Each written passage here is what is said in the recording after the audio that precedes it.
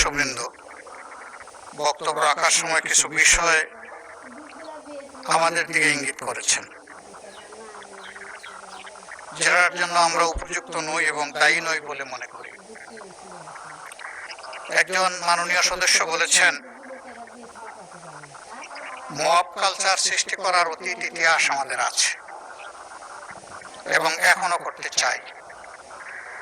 যদি এটা আমি শুনে থাকি আর এটাই সঠিক তিনি বলে থাকেন, আমি বেদনার সাথে তার তীব্র প্রতিবাদ করছি।